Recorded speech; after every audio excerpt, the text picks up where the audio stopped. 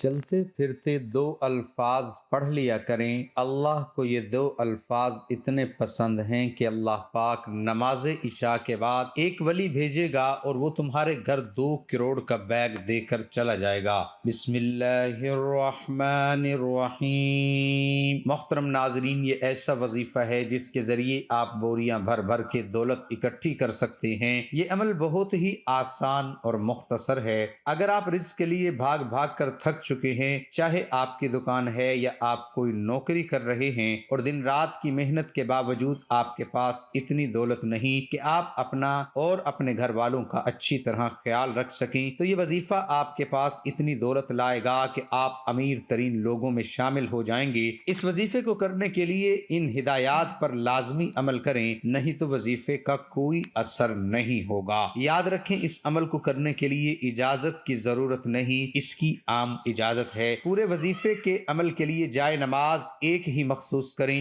بار بار جائے نماز نہ بدلیں۔ وظیفہ یا عمل روزانہ ایک ہی مقررہ وقت پر بلا ناغہ پڑھیں۔ وظیفہ یا عمل کرتے ہوئے اللہ پر یقین اور اعتماد مضبوط رکھیں، کیونکہ خدا پر مکمل اعتماد کرنے والوں کی محنت کبھی ضائع نہیں جاتی۔ اس وظیفے کو کوئی بھی مرد یا عورت کر سکتا ہے۔ یہ عمل بہت آسان اور مختصر ہے۔ اس وظیفے کی جتنی بھی تعریف کی جائے کم ہے۔ یہ وظیفہ بہت ہی مجرب ہے۔ وظیفے کا طریقہ کار یہ ہے کہ اس عمل کے لیے آپ نے ایک تسبیح کرنی ہے۔ عمل کرنے کے لیے آپ کا باوضو حالت میں ہونا ضروری ہے۔ بغیر وضو کے بغیر آپ نے یہ عمل نہیں کرنا۔ عمل کرنے سے پہلے اللہ تعالیٰ سے پکی اور سچی توبہ کرنی ہے، تاکہ اگر آپ ہر روز یہ تسبیح کر لیا کریں گے تو کبھی بھی آپ کو رزق کی تنگی کا سامنا نہیں کرنا پڑے گا، اور آپ کا گھر دولت سے بھر جائے گا، اور آپ خود لوگوں کی دولت سے مدد کیا کریں گے اور ہمیں دعا دیا کریں گے۔ محترم ناظرین، اپنے اعمال پر توجہ دیجیے، حقوق العباد لازمی پورے کیجیے اور حقوق اللہ کا بھی خیال رکھیے، کیونکہ اللہ کبھی حقوق کے تلف کرنے والوں کو پسند نہیں فرماتا۔ قیامت کے دن اللہ اپنے حقوق تو معاف فرما دے گا،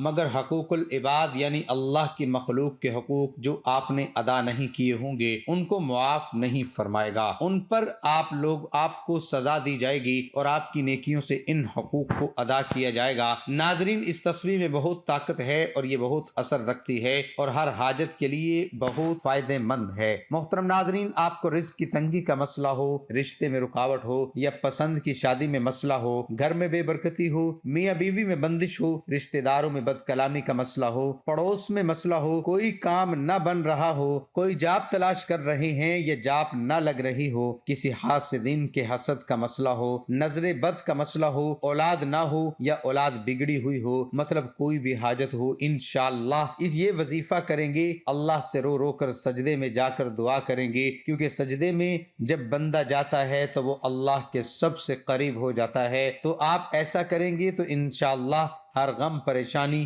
مصیبت اور دکھ چٹکیوں اور منٹوں میں ختم ہو جائے گا۔ حضرت شفیق بلخی رحمت اللہ علیہ اور حضرت ابراہیم بن ادہم رحمہ اللہ کے درمیان سچی دوستی تھی۔ ایک مرتبہ شفیق بلخی رحمت اللہ علیہ اپنے دوست ابراہیم بن ادہم کے پاس آئے اور کہا، میں ایک تجارتی سفر پر جا رہا ہوں، سوچا کہ جانے سے پہلے آپ سے ملاقات کر لوں، کیونکہ اندازہ ہے کہ سفر میں کئی مہینے لگ جائیں گے، لیکن توقع کے خلاف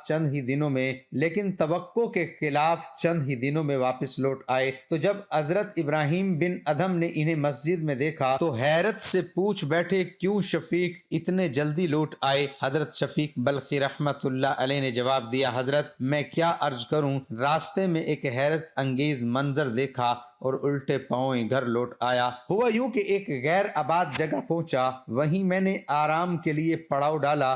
اچانک میری نظر ایک پرندے پر پڑی جو نہ دیکھ سکتا ہے اور نہ اڑ سکتا ہے۔ مجھے اس کو دیکھ کر ترس آیا۔ میں نے سوچا کہ اس ویران جگہ پر یہ پرندہ اپنی خوراک کیسے پاتا ہوگا۔ میں اسی سوچ میں تھا کہ اتنے میں ایک دوسرا پرندہ آیا۔ اس نے اپنی چونچ میں کوئی چیز دبا رکھی تھی۔ اس نے آتے ہی وہ چیز معذور پرندے کے آگے ڈال دی اور معذور پرندے نے وہ چیز اٹھا کر کھا لی۔ اس دوسرے پرندے نے اس طرح کئی پھیرے کیے بالا آخر اس معذور پرندے کا پیٹ بھر گیا۔ یہ منظر دیکھ کر میں نے کہا سبحان اللہ، جب اللہ تعالیٰ اس ویران و سنسان جگہ پر ایک پرندے کا رزق اس کے پاس پہنچا سکتا ہے تو مجھ کو رزق کے لیے شہر در شہر پھرنے کی کیا ضرورت ہے؟ چنانچہ میں نے آگے جانے کا ارادہ ترک کر دیا اور وہیں سے واپس چلا آیا۔ یہ سن کر حضرت ابراہیم بن ادھم نے کہا شفیق، تمہارے اس طرح سوچنے سے مجھے سخت مایوسی ہوئی۔ ہم نے آخر اس معذور پرندے کی طرح بننا کیوں پسند کیا جس کی زندگی دوسرے کے سہارے چل رہی ہو؟ تم نے یہ کیوں نہیں چاہا کہ تمہاری مثال اس پرندے جیسی ہو جو اپنا پیٹ بھی پالتا ہے اور دوسروں کا بھی پیٹ پالنے کے لیے کوشش کرتا ہے؟ حضرت شفیق بلخی رحمت اللہ علیہ نے یہ سنا تو بے اختیار اپنی جگہ سے اٹھے اور حضرت ابراہیم بن ادھم رحمت اللہ علیہ کے ہاتھ کو چوم لیا اور کہا ابو اسحاق، یہ حضرت ابراہیم بن ادھم کی کنیت ہے، تم نے میری آنکھیں کھول دی، وہی بات صحیح ہے جو تم نے کہی ہے۔ اس واقعے سے ہمیں دو نصیحتیں معلوم ہوئی، ایک یہ کہ زندگی میں ہم دوسروں کے لیے کبھی بوجھ نہ بنیں، اور دوسری یہ کہ ہم ہمیشہ دوسروں کے کام آئیں، پاکیزہ اور حلال روزی کما کر دوسروں کے لیے سہارا بنیں۔ حضرت شیخ حماد ابو الخیر رحمت اللہ علیہ فرماتے ہیں کہ ایک مرتبہ جب میں مدینہ منورہ میں حاضر ہوا تو 2 دن سے مجھ پر فاقہ تھا، تو میں نے مواجہہ شریف میں حاضر ہو کر صلاۃ و سلام کے بعد عرض کیا یا رسول اللہ صلی اللہ علیہ وسلم، میں آپ کا مہمان ہوں، اور مسجد نبوی صلی اللہ علیہ وسلم میں ایک طرف بیٹھ کر درود شریف پڑھنے میں مشغول ہو گیا کہ نیند نے غلبہ کیا اور سو گیا، تو خواب میں مجھے سرور انبیاء صلی اللہ علیہ وسلم کی زیارت ہوئی۔ آپ صلی اللہ علیہ وسلم کے دائیں طرف سیدنا صدیق اکبر رضی اللہ عنہ اور بائیں طرف فاروق اعظم رضی اللہ عنہ اور سامنے حضرت علی رضی اللہ عنہ، جو جلدی جلدی سب کے آگے بڑھ کر میری طرف تشریف لائے اور مجھے فرمایا خوش آمدید، اللہ کے رسول کے مہمان حضور صلی اللہ علیہ وسلم تشریف لا رہے ہیں۔ میں اٹھا اور تعظیم بجا لایا۔ آپ صلی اللہ علیہ وسلم نے کمال شفقت سے ایک روٹی عطا فرمائی جو میں نے خواب میں ابھی آدھی کھائی تھی کہ فرط شوق سے میری آنکھ کھل گئی تو باقی آدھی روٹی میرے ہاتھ میں تھی۔ سبحان اللہ۔ ناظرین، حضرت شاہ عبد الرحیم نقشبندی مجددی رحمت اللہ علیہ فرماتے ہیں کہ ایک دن رمضان المبارک میں مشقت کی وجہ سے سخت کمزوری طاری ہو گئی، قریب تھا کہ روزہ افطار کر لیتا، مگر فضیلت رمضان شریف کے فوت ہونے کے خوف سے باز رہا۔ اس غم کی حالت میں درود پاک پڑھتے پڑھتے اونگ آ گئی۔ میں نے خواب میں حضور انور صلی اللہ علیہ وسلم کو دیکھا۔ آپ صلی اللہ علیہ وسلم نے مجھے لذیذ اور خوشبودار کھانا عطا فرمایا۔ میں نے شکم سیر ہو کر کھایا اور ٹھنڈا پانی پیا جو آپ صلی اللہ علیہ وسلم نے ہی عطا فرمایا تھا۔ پھر بیدار ہو گیا تو نہ تو بھوک تھی، نہ پیاس، اور نہ کسی قسم کی تھکاوٹ، اور میرے ہاتھ میں ابھی تک زعفران کی خوشبو آ رہی تھی، اور بعض عقیدت مندوں نے سنا تو میرا ہاتھ دھو کر تبرکن اس سے روزہ افطار کیا، جس سے ان کے قلبی احوال کھل گئے۔ سبحان اللہ۔ میرے پیارے بہن بھائیوں، زندگی میں غم اور پریشانیاں تو ہر انسان پر آتی ہیں، کبھی بھی ان غموں اور پریشانیوں سے گھبرانا نہیں چاہیے۔ جب بھی کوئی غم آئے، کوئی پریشانی آئے، فوراً اپنا سارا غم، اپنا سارا دکھڑا اللہ رب العزت کو سنائیں۔ محترم ناظرین، اب چلتے ہیں وظیفے کی جانب۔ چلتے پھرتے یہ 2 الفاظ پڑھنے ہیں۔ اللہ کو یہ الفاظ اتنے پسند ہیں کہ اس کو پڑھنے والے کی تمام مشکلات آسان اور تمام حاجات پوری ہو جاتی ہیں۔ اگر آپ رزق میں کمی اور تنگ دستی کا شکار ہیں تو آج کی ویڈیو میں آپ کے لیے صرف 2 الفاظ کا وظیفہ لے کر حاضر ہوا ہوں۔ اس کو چلتے پھرتے کسی بھی وقت پڑھ لیا کریں، انشاءاللہ صرف چند ہی دن کے اندر اندر غیبی خزانوں کے منہ کھل جائیں گے۔ آپ کی جتنی بھی حاجات یا پریشانیاں اور مشکلات ہوں گی، انشاءاللہ صرف ان 2 الفاظ کا ورد کرتے رہنے سے اللہ کی غیبی مدد فوری آ جائے گی اور آپ ہر وقت اللہ کی پناہ میں رہیں گے، اور زندگی میں ہر معاملے میں کامیابی آپ کا مقدر ہوگی۔ اگر آپ رزق میں کمی یا تنگ دستی کا شکار ہیں، مسلسل پریشان رہتے ہیں، پیسہ آتا ہے اور کدھر چلا جاتا ہے آپ کو پتہ ہی نہیں چلتا، پانی کی طرح بہہ جاتا ہے، تو آج کا وظیفہ آپ کے لیے انتہائی فائدہ مند ثابت ہوگا۔ اس عمل کو میرے کہنے پر اور میرے بتائے ہوئے طریقے کے مطابق صرف چند دن کر لیں، انشاءاللہ زندگی کے ہر معاملے میں، ہر مقصد میں آپ کو کامیابی ملے گی۔ وظیفہ بتانے سے پہلے میری آپ تمام بھائیوں اور بہنوں سے گزارش ہے کہ اس ویڈیو کو لائک کریں اور میری ویڈیو کو اپنے بھائیوں اور دوستوں کے ساتھ لازمی شیئر کیا کریں تاکہ آپ کے ساتھ ساتھ ان کو بھی فائدہ حاصل ہوتا رہے۔ اس عمل کو آپ نے اپنی زندگی کا معمول بنا لینا ہے۔ چلتے پھرتے دن میں جب آپ کو وقت ملے آپ نے اس عمل کو ان 2 الفاظ کا ورد کرتے رہنا ہے اور 7 دن تک لگاتار اس عمل کو کرتے رہنا ہے، اور ساتھ ساتھ نماز کی بھی پابندی لازمی کرنی ہے، اور کوشش کریں کہ ہر وقت باوضو رہا کریں، کیونکہ باوضو رہنے سے اور پاک صاف بھی رزق میں اضافہ ہوتا ہے۔ وہ 2 الفاظ کون سے ہیں نوٹ فرما لیں، یا مالکو یا ذوالجلال والاکرام۔ ان 2 الفاظ کو آپ نے کثرت سے پڑھنا ہے، جب وقت ملے آپ نے پڑھتے رہنا ہے، اور روزانہ کم از کم 1000 دفعہ اس کا ورد جاری رکھنا ہے۔ صرف 7 دن کے اندر آپ اپنے آپ پر، اپنے گھر والوں پر اللہ کی رحمتوں کا نزول دیکھیں گے۔ بہت سے علماء کرام کا یہ بھی کہنا ہے کہ اللہ کے ان 2 ناموں میں اسم اعظم ہے، اور ان 2 ناموں کو پڑھنے کے بعد اللہ سے جو بھی دعا مانگی جائے وہ کبھی رد نہیں ہوتی۔ ان 2 ناموں کا ورد کرنے والا کبھی تنگ دستی کا، رزق میں کمی کا شکار نہیں ہوتا۔ اس عمل کو کرنے والے سے اللہ پاک اس قدر خوش ہوتے ہیں کہ اسے رزق کی پریشانی سے نکال دیتے ہیں۔ آپ نے زندگی میں بہت سے عمل اور وظائف کیے ہوں گے، اس عمل کو میرے بتائے ہوئے طریقے سے صرف چند دن کر کے دیکھیں، انشاءاللہ آپ کو اس قدر فوائد ملیں گے کہ آپ پوری زندگی مجھے دعائیں دیں گے اور یہ عمل دوسرے لوگوں کو بھی بتاتے پھریں گے۔ جو شخص دل کی گہرائیوں سے ان ناموں کو پڑھے گا انشاءاللہ ہر حاجت پوری ہوگی۔ 7 دن یہ وظیفہ کرنا ہے اور عمل کے اول و آخر 3 بار درود شریف لازمی پڑھنا ہے۔ محترم ناظرین، اگر آپ سورۃ قریش 1 دفعہ پڑھیں گے تو اگر کھانے کے اندر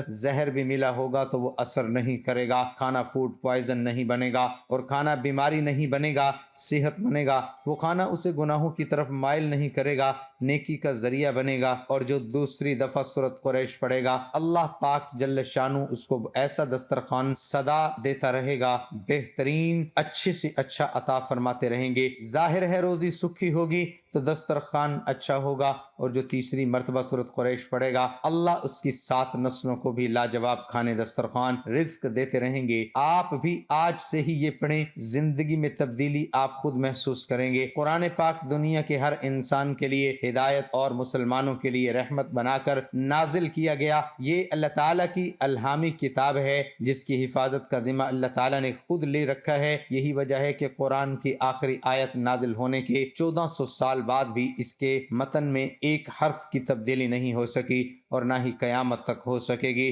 ناظرین، ہمیشہ دوسروں کی مدد کریں، صدقہ خیرات کریں، غریبوں کی مدد کریں اور لالچ کبھی نہ کریں۔ محنت کریں، حلال کمائیں، حلال کھائیں۔ ایک مرتبہ حضرت سیدنا عمر رضی اللہ تعالی عنہ کے عہد خلافت میں ایک لڑکے کو زنا کے جرم میں سزا دینے کے لیے لے جایا جا رہا تھا۔ واضح رہے کہ اسلام میں شادی شدہ زانی کے لیے سنگساری اور غیر شادی شدہ کے لیے 80 کوڑے بطور سزا ہیں۔ وہ لڑکا اونچی آواز سے پکار رہا تھا کہ میں بے گناہ ہوں، مجھے سزا نہ دی جائے۔ اسی اثنا میں حضرت علی رضی اللہ تعالی عنہ کا وہاں سے گزر ہوا تو حضرت علی نے اس لڑکے کی پکار سن کر سرکاری اہلکاروں کو رکنے کا حکم فرمایا اور لڑکے سے پوچھا کیا معاملہ ہے۔ لڑکے نے حضرت علی رضی اللہ تعالی عنہ سے عرض کی کہ جناب، جس جرم کا الزام مجھ پر لگایا جا رہا ہے میں نے وہ جرم نہیں کیا، اور اس جرم کا مجھ پر الزام لگانے والی میری ماں ہے۔ حضرت علی نے یہ سن کر سرکاری اہلکاروں کو وہیں روکا اور کہا اس لڑکے کی سزا فی الحال روک دی جائے، میں اس کیس کو دوبارہ سنوں گا،